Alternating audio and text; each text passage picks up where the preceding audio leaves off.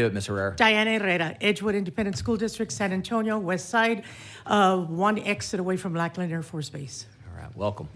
I taught there 30 years, and then I taught 8 years at Our Lady of the Lake and 2 years at UTSA, University of Texas. I'm starting with the old teacher side in me.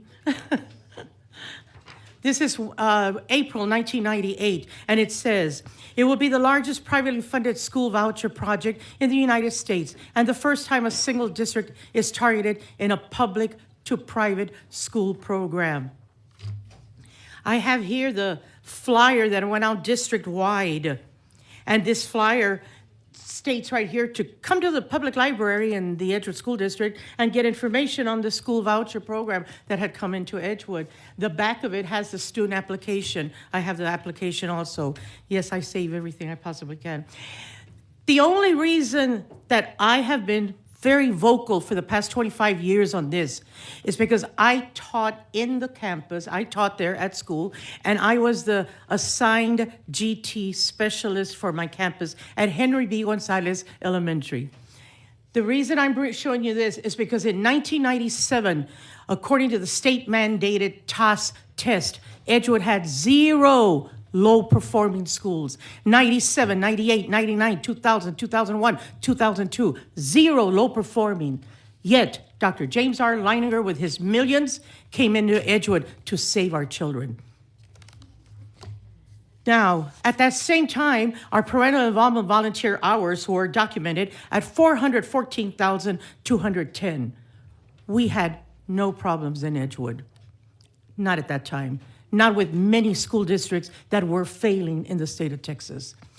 I have the letter here that said, dear parent, grandparent, or guardian, this is 1998. Now the outside, because I got to see them as the kids were receiving them, as the parents were coming to school to show them to us, and it said, to the parents of Joe, to the parents of Mike, to the parents of Helen, but not Angie. You see, Angie was special ed, and she had special needs. They were not inviting her. It did not say to the parents of Angie. We had a young lady at Kennedy High School in a wheelchair. She was tube-fed and she was diapered.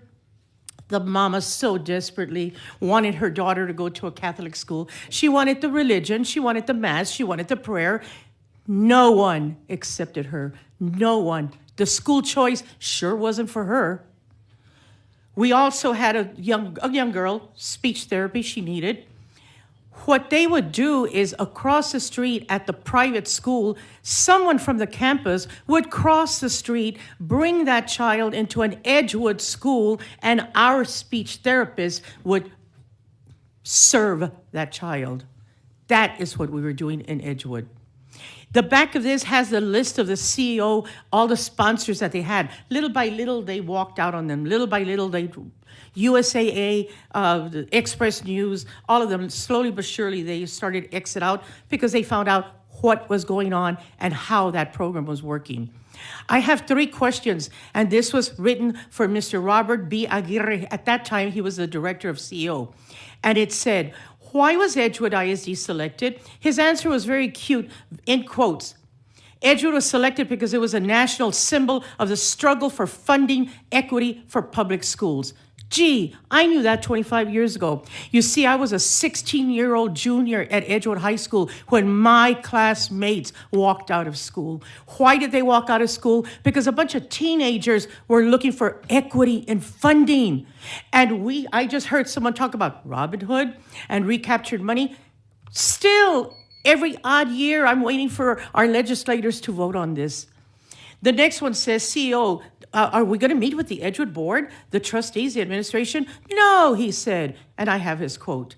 Will the CEO meet with a town hall meeting with Edgewood residents? No, Mr. Aguirre said again, and I have his quote also. I have the letter here with the CEO, the foundation, to Dr. Noe Sauceda, who was our superintendent at that time. And it says, later this week, we're going to be releasing information. Should you have any questions? Why? You've already said no to us over and over again. And I have this, came out in our local newspaper, and it had the beeper store, our little beeper store, right across the street from the cemetery. But now it's named El Shaddai New Hope Christian Academy. Well, El Chade was at a little strip mall with a shoe store and the restaurant and the grocery store and the barber shop, and everyone in that vicinity, everyone in that area were filing lawsuits. No, were filing complaints because the kids were screaming, yelling, and running the entire day. No one at that Voucher school was an educator. They didn't have a curriculum, and they were not meeting the needs of any of the children. We also had Chano's dugout. Everybody knew Mr. Chano. He had the pool tables and he had the bar. Everybody knew Chano. He had a long fingernail and big old mustache. Anyway, once again, Voucher people came in, took over his bar. We had a teacher who volunteered, went in undercover, and said, I want to bring my students to this school. You know, what curriculum do you have? They had no curriculum. Well, who here is degreed? No one was degreed. As a matter of fact, we then found out, and I'm going to use the word that was used locally in the newspaper and the news. They were carny people. The carnival people had come and taken over that Chano's dugout. 2 stories, 3 stories. Joe, and I heard someone mentioning this. Joe had 3 kids. He had been paying for private education for the time that his kids were growing up. He found out that the CEO was coming in with a privately funded voucher of $50 million for the next 10 years. So he went ahead and he put his children under his mama's address, and he was able to take advantage of the CEO's voucher program. We had a young lady that I had gone to the same high school with her, and I gave her the list. Here, I said, look, here's the Texas legislators during spring break. Do me a favor and call everybody and tell them no to vouchers. And she grabs me, she says, Diana, I'm for vouchers. And I'm looking at her because she's a neighborhood kid, and I'm looking at her, I said, why? She said, because our minister says that if we go with vouchers, we can have a new church built. And I looked at her and I said, but you have an identified gifted child in elementary, and you have a high school student, a child, in high school.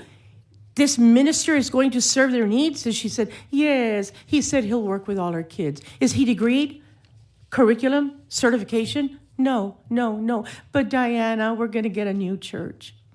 I held her hands because I understood the pressure that must be put on so many people when it comes to their religion and their beliefs. My G2 students, my gifted identified students, returned the following week, 3 weeks after that, because they were not meeting their needs. The bell curve from one end of the spectrum for my gifted kids to the other end for our very severely at need special ed students, their needs were not being met at all. We had David. Oh, let me tell you about David. He was defiant, difficult, disruptive. Very smart. Ms. Herrera, can you... Last one. This is it. This is the last one. That's what I thought. I got you. Okie dokie. And the mama came and said, I'm getting my children out of here and I'm going to a private school. There's better teachers. Within 1 week, the whole family had been kicked out of that school. 2 weeks later, the mama goes to drop off the kids and they escort her. Come here. We need you inside the office. Sign the paperwork here and take your 4 children out of the school. Within 3 weeks, that parent was back at Henry B. Gonzalez Elementary begging for forgiveness. Those are my stories. Thank you. Thank you very much for your testimony. Mr. Alaman. Good afternoon.